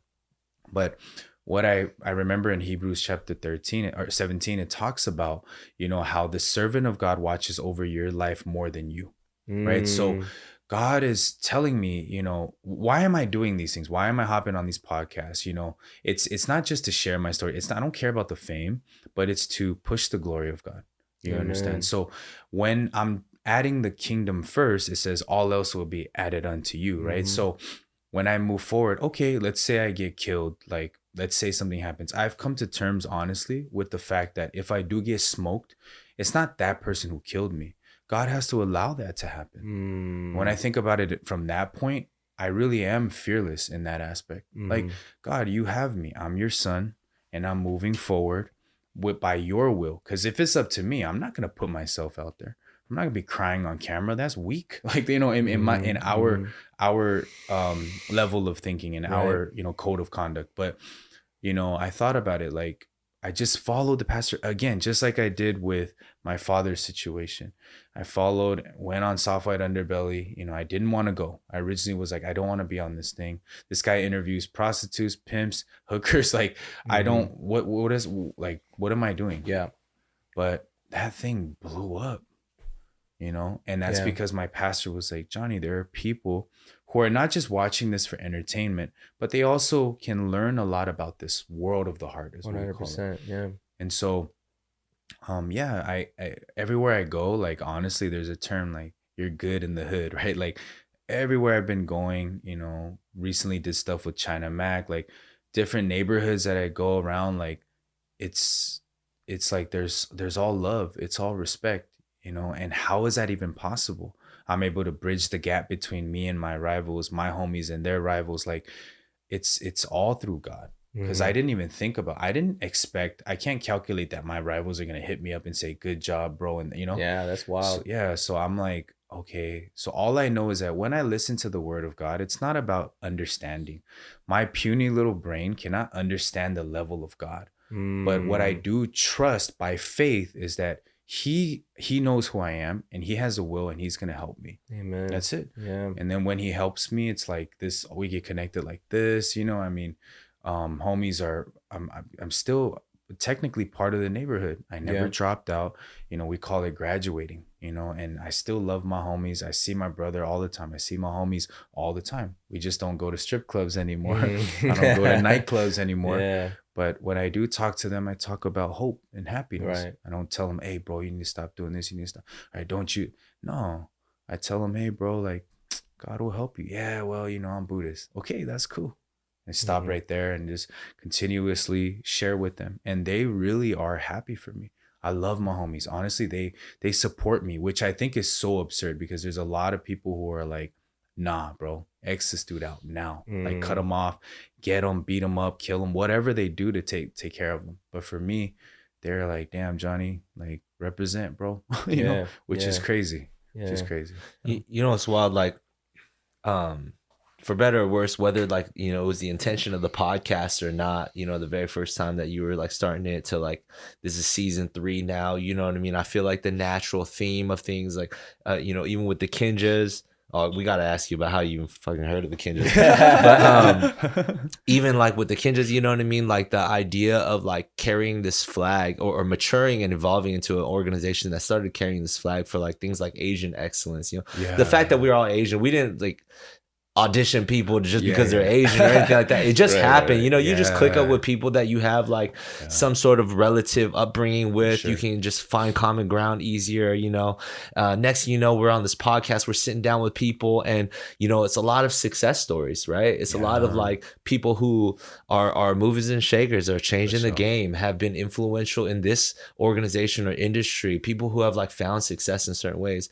And yet I sit here today on episode umpteenth of however many seasons, and in my mind, in my heart, I'm like, dude, this is honestly like the most powerful success story I've ever sat down to hear and conversate about. You know what I mean? Yeah, it means a lot. And no, I'm just honored and thankful that you're here to like share what you have, and like that's the true reason also why, you know, So Be It God is spreading your story, because it needs to be spread, right? Because people need to hear it because of what it does. Like, again, like I've known you for like 6 seconds of my life, you know, Ben for 3 seconds, but like, it's like all of us are still able to, you know, to find a really pure and vulnerable and honest moment, you know what I mean? And I do find that is like incredibly powerful. I won't know how to value it probably until years later, because you know, you look back and you see how powerful things really are. But you know, that's a story. If there is anything, again, through everything that I've gotten a chance to learn from you, from your interviews and sitting down with you and stuff too, it's like definitely there's an interesting part of the story, right? It's like hearing about the upbringing, hearing about the circumstances, the gang and the neighborhood you grew up in, the things you did and the regret, to the prison and like the experiences within, or like, you know, like what happened while you were in jail or blah blah blah, right? Of course, that's super interesting. But I gotta say, through everything that I've heard, like there's two people in your story that I'm like are the real G's, right? One, your pastor, like, for sure. He's the GOAT. Just the way you've spoken about your pastor, the lessons that you pass on, even things off camera when we went to go eat at JJ's afterwards, and you were just talking more stories about the way he helped you even see things in your own son and stuff. I'm like, that's powerful. Just even the mentality. And again, I'm not Christian myself. I do believe in God, but you know what I mean? I just, for whatever reason, I'm not Christian. But when I hear the rationale and the lessons that your pastor passed on, I'm sitting there, I'm like, shit, man, I need to learn more, you know? So that's one. I got knowledge that. And we haven't talked about the second person here as much, and I know you've shared in like other pods and stuff like that, but your mom. I think your mom, through all the story that I've heard too, is, I mean, she's powerful. Yeah, for sure. You know what I mean? You're talking about how there were times where, you know, for a period of time, she would visit she would try to visit you and your brother in jail. You would just not even come out to see her for a long period of time, because you didn't want to face that, or you didn't want to seem soft, right? There was a period of time where, even though she grew up Buddhist and she was praying for you in that way, somewhere along her journey, she found God. She found Christianity. She wanted to share that with you, and you weren't giving her the time of day. Definitely. But she still had that patience and that faith in her heart. You know what I mean? We didn't get a chance to talk about it here that much, but like, again, through my understanding of the story, it's your pastor and your mom that I find is like real heroes and G's of your journey. Can you speak on your mom just a bit, just so we could share with the class? For sure. My mom, man, she just went through so much, and you know, she was really desperate. You know, she was a Buddhist for, you know, by tradition. My grandparents were also Buddhist. You know, most Chinese people are, especially Chinese people, right? Totally. So, but she really was always trying to find that peace, like that. You know, they call it nirvana. They don't call it heaven, you know, Buddhists. But my mom was just meeting the monks, and I remember she's like, "What do I do? My kids are going astray." And the monks were like, "Oh, you just have to chant. And every person has to find their way." And my mom's like, "No, but really, I can see them going down a bad path, and nobody could help her. They would just tell her to do better. You know, she needs to produce more karma, good karma, so it can kind of come back to us and pass down and this and that." So she was trying her best to be good. That's why she stayed with my father, and she allowed him to be abusive and stuff, you know. But the same pastor that talked to my mom and was like, you know, every religion, if you actually think about it, except for the extreme religions, like, which aren't really religions, but every religion teaches you to do good, if you think about it. Hinduism, totally. Buddhism, all that. But Christianity is the only religion that tells you that you fell short, you can't do good, and you need some other source to help you. And so that's when my mom realized, like, oh, I'm trying to raise my kids, but I can't. Like, I'm doing my best, with what I have and my limited resources, and they're just getting worse and worse and worse, So, the pastor explained to her that, your kids are not your kids. Actually, they're the children of God. God, if you give it up to him, he will help you. And, for my mom to accept that too, I noticed there's a common theme. We all have to go against what we feel and think and accept this word that does sound crazy. You know what I mean? It's not the norm, to be like, he's like, you have to give up your parental, like your parentship or whatever that word is, like, to God, and just back off and realize that, hey, I can't raise my kids. I've tried. I've only made it worse, and God is the one who will raise them. And you have to have that faith. And then she's like, it seems hard, but it's actually very simple, So my mom was able to kind of like, once she did that, I could see God was working in my life, Before that, she would beat me up and try to discipline me and force me. It just hardened me towards her. Like, I'm like, damn, dad beats me up and now you're doing this? All right, bet. Like, I know what time it is now, But after my mom stopped, and she would just say, like, son, she would always say this, like, you're righteous, and I'm like, well, my mom's cuckoo, man. Like, like, righteous, what the heck, whatever. Anyway, and she's like, no, son, you're righteous. And I really thought my mom went mental, because I'm like looking at myself and I'm like, Mom, you used to call me little monster in Mandarin, like, you're a monster, and you're a troublemaker, but when, she started to say that, no, you're righteous, there's only one image of you in the eyes of God, I was like, oh my God, I don't want to hear God, I'll cut her off. But that was her. Now I understand, like, wow, she was saying it by faith. Like, when she sees me messed up, but she denied herself. She didn't trust what she saw. She didn't trust what she thought. And she only saw me through the word of God. And that's how I changed. And so she was able to, really change like that. And my mom is the GOAT, because this was me, my brother, and my father. We all went against her. We all thought my mom was like crazy. We were like, you're borderline schizophrenic, straight up, because you're talking about this God that no one can see. This is a white Jesus, like, he's Hebrew, but we didn't know, Right. And you're a traitor, like you guys said at JK Films, like, you're a religion hopper, you're a hood hopper. Yeah. So I think Bart said he's a hood hopper. That was so funny. But anyway, I was looking at my mom like that. Mom, you're Buddhist. How embarrassing, praying to this white thing, but I was able to see, man, my mom was really able to have faith cemented in her heart. Like, I'm not going to react to what my kids say. God, your word, she told me she would just look at the word. It says, I will take care of your family. I will raise your kids. I, meaning God. She would, even though I'm yelling at her, talking trash to her, she's like, what does the word say? What does the word say? Because it never changed. And because it never changed, I ended up changing, and when I changed, now I love my mom so much, man. Honestly, like, everything, like, now that I have my own kid, I can understand my mom's heart a little bit. Yeah. Like, man, like, Mom, you could have threw me away so many times. Like, you could have killed me, literally. You could have just gave me up, like F it. But she never did. She never did, and I'm so thankful about that. So, man, shout out to all the moms out there. Shout out to moms, man. For real. How did your mom link with the pastor? How did he find her, especially if she's like Buddhist? Yeah. Like, so my mom was a piano teacher, right? So she was like teaching piano, and one of the sisters from his church was bringing her kids to her. And the sister was like, oh, do you know about Jesus? And my mom's like, I'm Buddhist, I don't know about Jesus.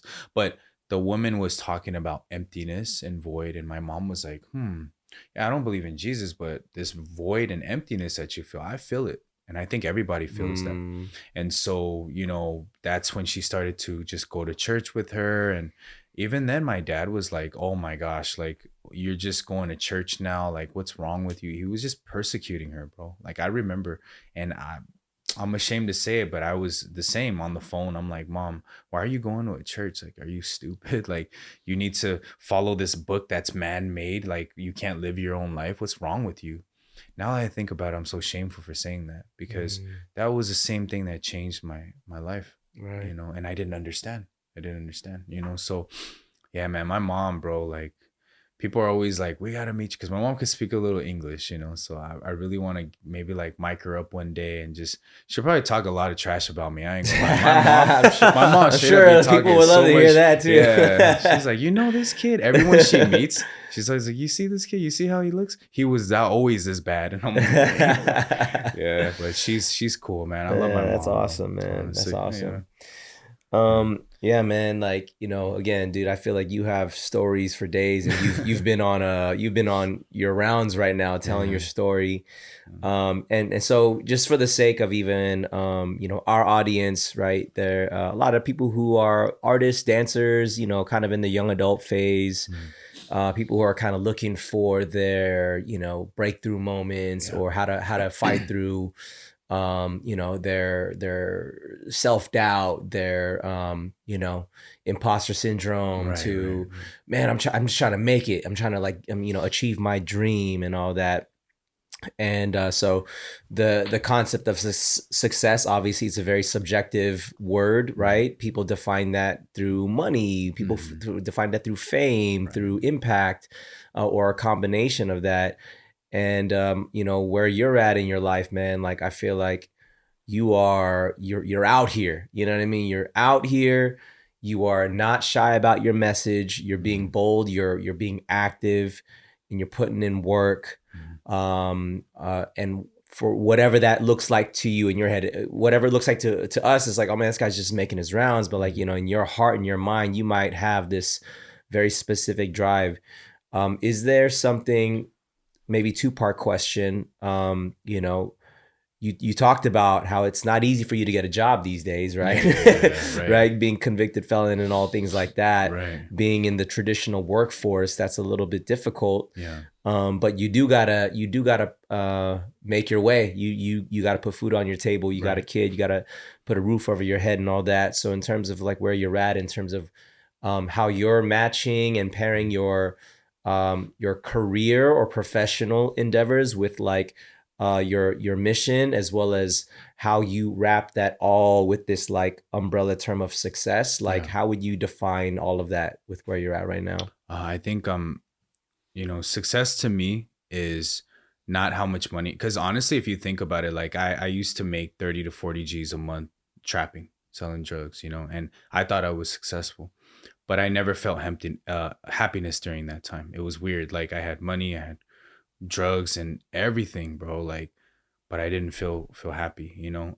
For me, like, the happiness is if you can have peace inside of your heart. That's priceless, you know. And nowadays, honestly, like, I don't live that up and down lifestyle anymore. I don't feel that emptiness, which is crazy, you know. And you know, I feel like the money, God also really, you know, he puts that, like I said, you know, if you put the kingdom of God first, really, like, he adds everything else unto me, you know. Like, I'm living comfortably now, you know, I'm able to, you know, provide food, and it's not anything that I did, but I feel like if I'm pushing the message that God wants and doing his will, I don't think he would let me starve. And he hasn't. You know what I mean? He hasn't. Like, just like any kid who's doing chores at home, like, I mean, people out there who have children, like, it's not a quid pro quo thing. It's not like a business transaction. Okay, if you do chores, then I'll do this. Like, no. Right.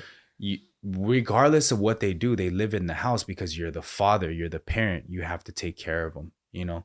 So I really feel like if a worldly father like me can take care of my kid, then what about Heavenly Father who has control of money and everything? Good. Yep. Yeah. So he will take care of me. And honestly, when my heart moved over to that, I didn't worry about money anymore. Whereas before, I was like so stressed out, like, okay, I need to be successful, because with my limited capability, I had to take care of my own problems, you know. But when I gave that problem up to God, I'm not saying just pray all day, every day, okay, whoever is like out there, and money will fall. That's not what I'm saying. What I'm saying is, at the core of my heart, when I move forward, I know one thing. if God does not allow whatever business endeavor I'm starting, if God doesn't allow it to be successful, it doesn't matter what I do. It's not going to be successful. So it's probably best to connect it to God, to have faith that, hey, God, if you give me the grace to make this business successful, if you give people the hearts to listen to my message and want to donate, which they do, then, you know, it doesn't matter what I do. They'll donate, they'll do their thing, you know? And if you watch over this business versus me and my limited capability, like who would, you know, run the business better? You will. Of course, we still have to, you know, crunch our numbers and do all that. But the heart is now different. Oh, God is helping me. You know, I'm the child of God. Why wouldn't he help me? That faith is, once it's inserted, it's unstoppable. Honestly, it's like you move so boldly. And anything bad that happens, I don't see things as bad anymore either. I'm like, you know, God, you allowed it. Because there's times where bad things have to happen for us to learn. And, you know, each failure, when do we learn? We don't learn during success. We learn the most when we fail. During times of failure, that's when we learn. So to say that, God, I don't want any more failure, take away all of it, is to say that I don't want to be successful and I don't want to grow. Wow. That's what it's saying. That's big. So I learned that through the Bible. Okay, God, even if I fail, not a problem. That faith doesn't get shaken. The heart is able to be fortified to overcome everything. And that's where I'm at. And I believe that is success, because a lot of people don't have that. You know what I mean? Yeah. That's sick. So good. Super sick. Well, we like to end our episodes with a quick lightning round. We're gonna toss some easy questions, some fun questions, maybe a little deep. So some of them might not come out in lightning form, but we're gonna do a little round with you. Here we go. For sure. 3, 2, 1. What is your favorite Asian food establishment in SGV? Mr. Dragon Noodle House. Mr. Dragon Noodle. What was your favorite spread in jail? The Asian spread. It was spring rolls with dry noodle, Chinese sausage, and Kool-Aid. Okay, for sugar. Kool-Aid, A little bit of Kool-Aid, and ground up pork skins that were sweet chili lime. And you guys would cook this stuff up yourselves? Yeah, we would buy, you know, the commissary. That's tight. Yeah. It's crazy. Who's your favorite musician or musical artist of all time? Honestly, I love Nas, bro. Nas, okay. Nas lyrically, like beast. Yeah. Okay, yeah. What's a favorite tattoo part of all of your ink? I like my back the most. My back is of my ancestor, Zhang Fei. He's part of the 3 kingdoms. There's that god of war, Guan Yu, and then Zhang Fei and Liu Bei. So yeah, he's on my back riding a dragon horse called Kirin. So yeah. Dope. Who was your childhood hero? Childhood hero? Oh man, there's a lot. I was really into basketball, so I actually loved Allen Iverson.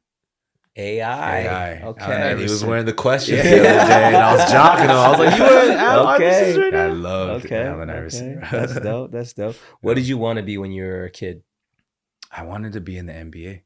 Okay. Yeah, I wanted I to be a wanna be a basketball. baller, I right? wanted to be Jeremy Lin before Jeremy Lin was Jeremy. I'll be the Have you first. met Jeremy Lin? No, yet? man. Okay, well, that's Yeah. probably gonna happen.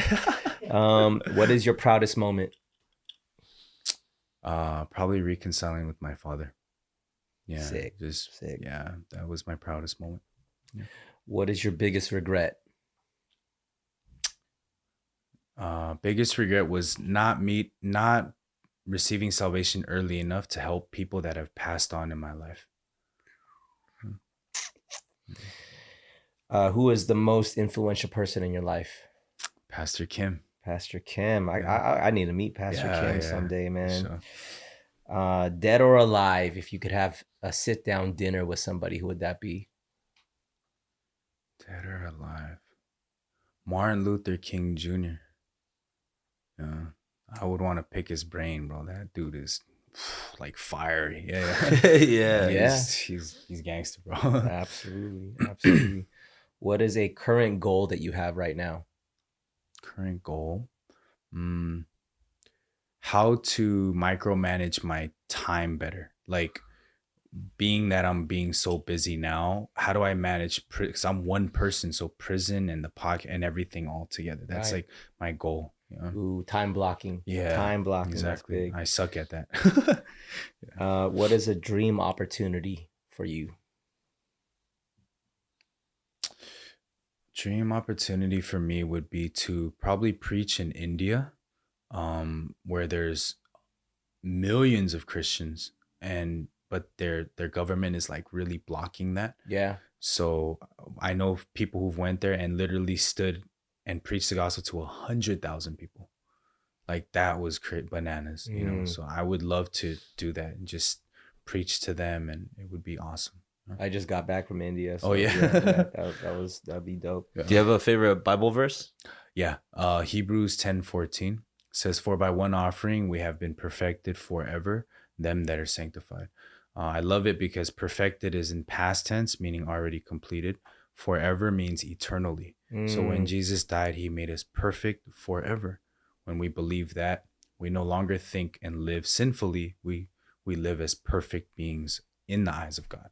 Amen. Yeah. Hashtag sanctification. I love it. Amen. If you could go back in time, let's say you can go back to your 14-year-old self, and if you could give yourself one piece of advice to your 14-year-old self, what would that be? Don't trust yourself. Don't trust yourself, and seek the guidance of others. People are better than you, you know. So I'm going to add this next part on. If your 80-year-old self would come back into time and talk to you now, what do you think your 80-year-old self would tell yourself now? manage your time better. Yeah,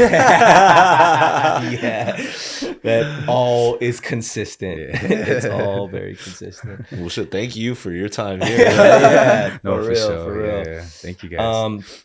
So we love this quote from Bruce Lee. He says, I fear not the man that has practiced 10,000 kicks once, but I fear the man who has practiced one kick 10,000 times. Yeah. The concept of putting in a focused amount of time, energy, hours, blood, sweat, and tears into a single ability, way of thinking, etc. What do you think is something that you've personally mastered? I think just sharing my story. You know, I'm not really good at all the Bible verses, contrary to like the Bible has so many verses, but what I'm good at is just expressing my story and consistently planting hope through my story without forcing people. You know, you guys need to be Christian. Like, I don't talk about that. You know, I'm not into that at all. I just want to share my story. And I think through that, I believe God really worked in my life. So anyone who has half a brain would be able to see that, and they can sense that. And that's just what I do. So I agree with that consistent laser focused thing. I don't try to go out and say I'm the best at this. I know this part of the Bible, that part. You know what I mean? That's freaking great, man.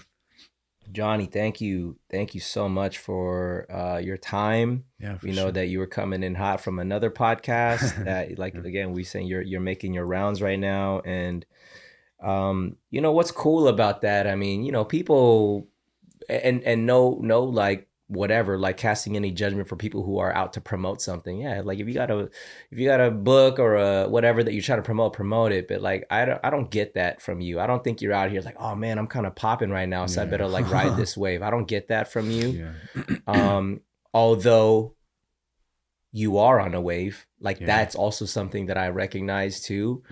And you know, as a brother, dude, I when I see people who are on that path and that kind of wave, I get really excited, because that's the stuff that catches my eye, because I'm just like, God, if I can somehow be a part of that story, that's what I'm here for. Yeah, you know what I mean? I don't like this is the first time, you know, like as Anthony and I were just talking very just openly on this podcast, I don't really talk about my faith like that. Yeah, you know what I'm saying? I am a believer, but like I'm like, yeah, I want to hear other people's stories. But like when I get to be in the presence of somebody who you're giving us this, all I get to do is bounce off of it. All I get to do is like, I agree with that. You know what I'm saying? And I feel that. But like beyond even the faith piece of it and like the quote unquote religion piece of it, there is I think the word that comes to mind is resilience and redemption. You know what I mean? Like everybody deserves a second chance, for sure, and third chance and fourth chance and fifth chance. Should they be bold enough to be resilient enough to go for it again? Because it's easy it's easy to give up, and it's easy to like give up on yourself. Like we hit our roadblocks, and life hands us hard hands, man. And that's not to downplay those hands either. What you went through, what I went through, and I'm sure there's people out there who have gone through way worse and way more difficult situations. But to have the courage and the desire to be like, man, there's got to be something more on the other side of this, and to be resilient enough to be like, I think there's a way to redeem this. Yeah.